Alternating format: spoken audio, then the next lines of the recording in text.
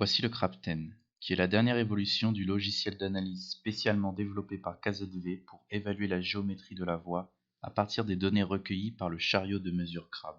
Choisir avec la souris le standard de référence à appliquer. Dans ce cas, on a 4 choix possibles. Cliquez sur Open pour ouvrir les fichiers. Choisir un dossier dans l'arborescence à gauche.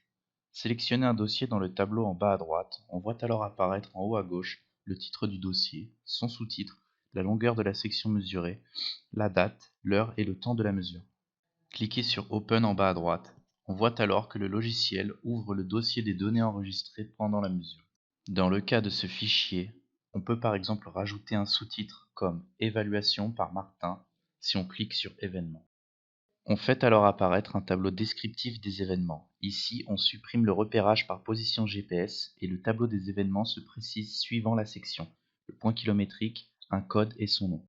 Appuyez sur OK en bas à droite. On voit alors apparaître le détail de la section concernée. On peut définir la zone de vitesse. On choisit les limites de tolérance suivant le standard d'évaluation.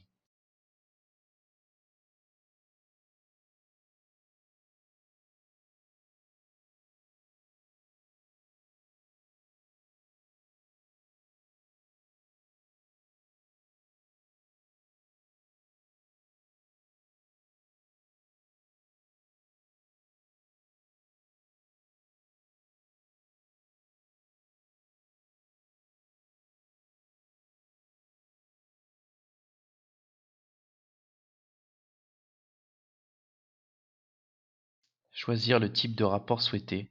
Ici, signaux dynamiques en A4 et défauts locaux. Cliquez sur Recalculer et afficher les rapports. Après la phase de calcul, on voit apparaître les tableaux d'analyse. Le premier tableau qui s'affiche est le tableau des défauts locaux. Si on le supprime, apparaissent alors les graphiques des paramètres mesurés que l'on peut agrandir. Au moyen de la flèche en bas à gauche, sélectionnez plus ou moins pour modifier l'échelle de présentation des graphiques. Avec le curseur en bas des graphes, se déplacer pour faire défiler les relevés en fonction des points kilométriques. Lorsqu'on clique sur une ligne verticale en pointillé, on fait apparaître sur chaque ligne de paramètres les valeurs mini-maxi du pK. Ces valeurs sont reprises sur la colonne de gauche du tableau. Plusieurs boutons à droite des graphiques permettent de faire apparaître différentes fonctions. Celui tout en haut permet d'avoir accès aux événements qui se présentent sous la forme d'un tableau avec leur pK et leur dénomination. Quand on en sélectionne un, on le voit apparaître directement sur le graphique.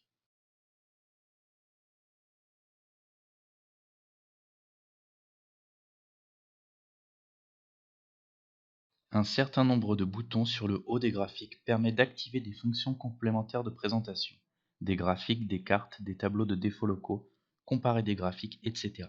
Ici, on va faire apparaître des photos prises avec l'option Crap Camera. On voit alors apparaître des photos en fonction de la progression kilométrique sur la voie que l'on active avec le curseur en bas du graphique.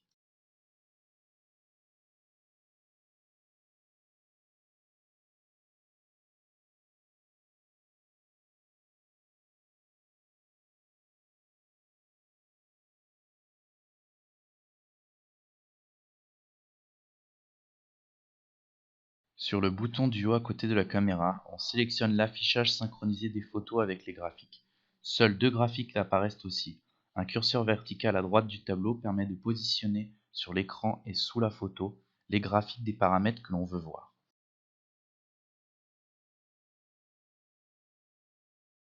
On peut également faire apparaître sur l'écran le tableau des défauts locaux en appuyant sur un bouton en haut de l'écran.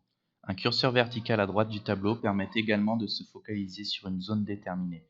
On peut ainsi mieux comprendre le défaut étudié avec l'affichage simultané de ces valeurs dans le tableau des défauts locaux, de chacun de ces paramètres sur le graphe, et la photo permet d'avoir une explication.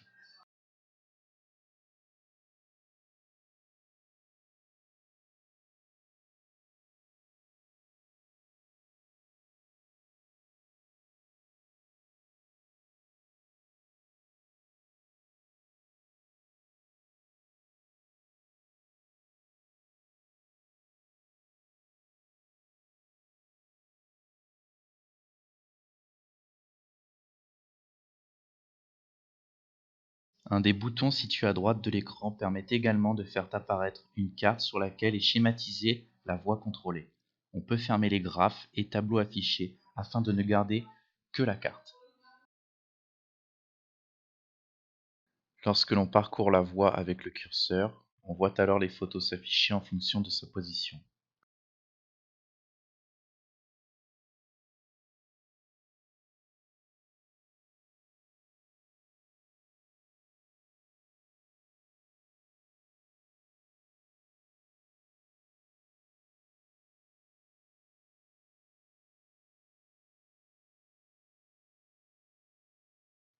Un autre bouton situé à droite de l'écran permet également de faire apparaître la carte sur un fond Google Earth.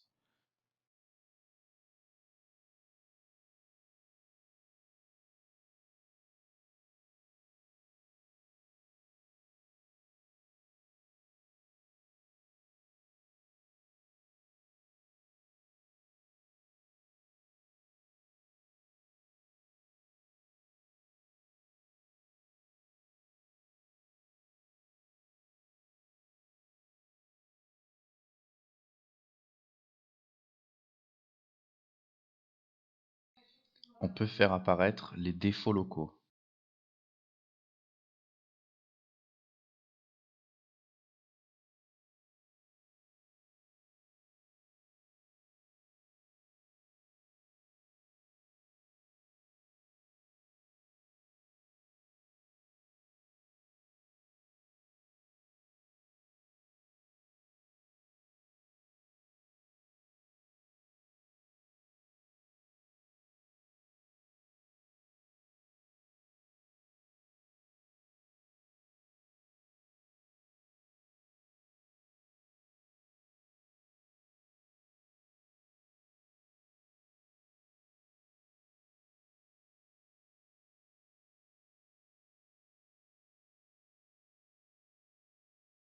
On peut filtrer l'affichage des informations.